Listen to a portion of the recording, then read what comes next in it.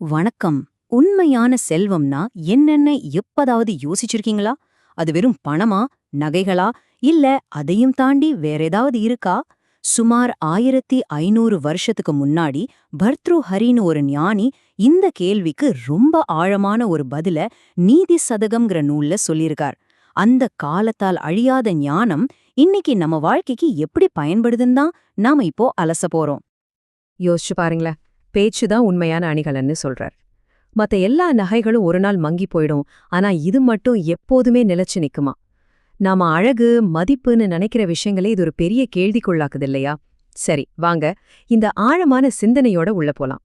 இந்த அலசல்ல நாம என்னென்ன பார்க்க போறோம்னா, முதல்ல உண்மையான செல்வம்னா என்னன்னு பார்ப்போம். அதுக்கப்புறம் தங்கத்தோட மாயை, கல்வியோட அழிக்க முடியாத சக்தி, அப்புறம் பேச்சோட அழகுன்னு ஒவ்வொன்னா ஆராய்ந்து கடைசியா ஒரு சிறப்பான வாழ்க்கைக்கான வழிகாட்டியோட முடிக்கப் போறோம். வாங்க ஆரம்பிக்கலாம். சரி, நம்மளோட முதல் கேள்வி, உண்மையான செல்வம் எது? நம்ம சமூகம் பணத்துக்கும் பொருளுக்கும் கொடுக்கற மதிப்பு ரொம்ப பெருசு. ஆனா உண்மையிலேயே காலத்துக்கும் நிலைச்சு நிக்கிற மதிப்பு அதுதானா? வாங்க இந்த ரெண்டுக்கும் நடுவுல இருக்கிற அந்த பெரிய வித்தியாசத்தை இப்ப பார்க்கலாம். இங்க பாருங்க, செல்வத்தையே ரெண்டா பிரிக்கலாம். ஒரு பக்கம் பணம், பொருள் மாதிரி இன்னைக்கிருந்து நாளைக்கு போகக்கூடிய உலகியல் செல்வம். இன்னொரு பக்கம் அறிவு, குணம், நேர்மை மாதிரி நமக்கிட்ட இருந்து யாராலுமே பிரிக்க முடியாத அகச்செல்வங்கள். இந்த ரெண்டுக்கும் இருக்கிற வித்தியாசத்தை புரிஞ்சுக்கிறது தான் உண்மையான ஞானத்துக்கான முதல் படி. சரி, இப்போ தங்கத்தோட சக்தி, அதாவது நம்ம சமூகம் எதை பார்த்து ஏமாறுதுன்னு பார்க்கலாம். பணம் இருந்தா போதும், ஒருத்தரோட மதிப்பு தானா உயர்ந்துடும்னு நம்ம நினைக்கிறோம் இல்லையா? இந்த பெரிய மாயையா பத்தி பர்த்ருஹரி என்ன சொல்றாருன்னு கேளுங்க. இந்த வரிகள் எவ்வளவு ஆழமா இருக்குன்னு பாருங்களேன். ஒருத்தர்கிட்ட பணம் இருந்தா போதும், இல்லாத நல்ல குணமெல்லாம் இருக்கிற மாதிரி ஒரு மாயையை இந்த உலகம் உருமாக்கிடும்னு அப்பவே சொல்லியிருக்காரு. இன்னைக்கும் இதுல எவ்வளவு உண்மை இருக்கு இல்லையா? இது இன்னுமே நமக்கு தெளிவா புரிய வைக்குது. யோசிச்சு பாருங்க, ஒருத்தர்கிட்ட பணம் இருக்கும்போது அவரை சுத்தி இருந்த கூட்டம், அதே பணம் இல்லாதப்போ எப்படி விலகி ஓடுதுன்னு. அவரோட அறிவோ குணமோ கொஞ்சம் கூட மாறல.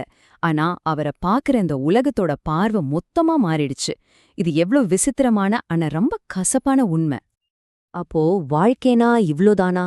சும்மா பணத்தை சுத்தியே ஓடுறதுதான வாழ்க்கை? இல்ல, இந்த கேள்விக்குள்ளதான் உண்மையான பதில் ஒளிஞ்சிருக்கு. வாங்க அதை தேட ஆரம்பிக்கலாம். பொருள் செல்வத்தோட மாயைய உடைக்கிற முதல் சக்தி வாய்ந்த ஆயுதம் அது கல்வி. இது அப்படி ஒரு புதையல். இத திருடவும் முடியாது, யாருக்கும் கொடுத்து குறைக்கவும் முடியாது, அழிக்கவே முடியாது. இதுதான் உண்மையான செல்வம். கல்விக்கு என்னென்ன சூப்பர் பவர்ஸ் இருக்குன்னு பாருங்க. அது ஒரு மறைக்கப்பட்ட புதையல் மாதிரி நம்மள பாதுகாக்குது. நமக்கு புகழையும் சந்தோஷத்தையும் கொடுக்குது. நாம தனியா பயணம் பண்ணும்போது ஒரு நண்பனா கூட வருது. ஏன், ராஜாக்கள் கூட பணத்தை விட படிச்சவங்களுக்கு தான் அதிக மரியாதை கொடுப்பாங்களாம். சோ கல்விங்கிறது வெறும் படிப்பு இல்ல, அது ஒரு தனிப்பட்ட ரொம்ப சக்தி வாய்ந்த சொத்து. இந்த வரிகள் இருக்கே, இது கல்வியோட தனித்துவத்தை அடிச்சு சொல்லுது. திருட முடியாத, கண்ணுக்கு தெரியாத செல்வம் அது. பாருங்க, பர்த்ருஹரி சாதாரணமா சொல்லல, ராஜாக்களையே பார்த்து சொல்றாரு. கல்வி இருக்கிறவங்க கிட்ட போட்டி போட நினைக்காதீங்க, உங்களால முடியாதுன்னு.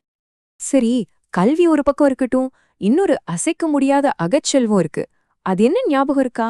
நாம இந்த அலசல ஆரம்பிச்சப்போ பார்த்தோமே, அதேதான், பேச்சோட அழகு. ஆமாங்க, பர்த்ருஹரி சொல்ற அந்த உன்னதமான அழகு இதுதான். பேச்சாகிய அணிகலன். மத்த நகைகள் மாதிரி இது காலப்போக்ல மங்கி போகாது. தெளிவான, சிந்தனையுள்ள பேச்சு ஒருத்தருக்கு குடுக்கற அழகும் மதிப்பும் என்றைக்கும் நிரந்தரமா இருக்கும். இது எவ்ளோ அழகா விளக்குது பாருங்க. உண்மையான பிரகாசம் வெளிப்பூச்சில இல்ல, அது ஒருத்தரோட குணத்துல, அவங்க காட்டுற கருணையில, மத்தவங்களுக்கு செய்யற உதவியில தான் இருக்கு. இது வைர நகைகளை விட, வாசன திரவியங்களை விட ரொம்ப ரொம்ப மேலானது. சரி, கல்வி பேச்சுன்னு தனிப்பட்ட குணங்களை பாட்டோம். இப்போ இது எல்லாத்தையும் ஒன்னு சேர்த்து ஒரு அர்த்தமுள்ள ஒரு சிறந்த வாழ்க்கைய வாழறதுக்கு பர்த்ருஹரி கொடுக்கற முழுமையான வழிகாட்டி என்னன்னு பார்க்கலாம். நல்லவங்க போற பாதை கஷ்டமா இருக்கலாம், ஆனா அதுதான் சிறந்ததுன்னு சொல்றார். இந்த படிகளை பாருங்க. வலது கை கொடுப்பது இடது கைக்கு தெரியாம தானம் செய்யறது, வீட்டுக்கு வர விருந்தினரை மனசார வரவேற்கிறது, செஞ்ச உதவிய சொல்லி காட்டாம மௌனமா இருக்கிறது, எவ்ளோ செல்வம் வந்தாலும் அடக்கமா இருக்கிறது, மத்தவங்கள பத்தி புறம் பேசாம இருக்கிறது. இதெல்லாம் வெறும் செயல்கள் இல்ல, ஒரு ஆழமான குணத்தை வளர்க்கறதுக்கான வழிகள். ஒரு சிறந்த ஆன்மாவோட குணம் எப்படி இருக்கும்னு பார்க்கலாமா? துன்பம் வந்தா தைரியமா இருப்பாங்க, செல்வம் வந்தா பொறுமையா இருப்பாங்க, ஒரு சபையில பேசினா திறமையா பேசுவாங்க, போர்க்களத்துல நின்னா வீரமா இருப்பாங்க. எப்பவும் அறிவை தேடுற ஆர்வம், நல்ல பேரை காப்பாத்துறதுல ஒரு பெருமிதம். இப்படி எல்லா சூழ்நிலையிலயும் அசராம நிக்கிற ஒரு முழுமையான மனுஷனாதான் அவங்க இருப்பாங்க. சரி, கடைசியா ஒரே ஒரு கேள்வி. தங்கத்தையும் பணத்தையும் தேடி ஓடுற இந்த உலகத்துல நீங்க உங்களுக்காக எந்த மாதிரி ஒரு புதையல சேர்த்துட்டு இருக்கீங்க? வெளிய தெரியற இந்த புறச்செல்வத்தையா, இல்ல உங்க உள்ள இருக்கிற யாராலும் திருட முடியாத அந்த அகச்செல்வத்தையா? கொஞ்சம் சிந்திச்சு பாருங்க.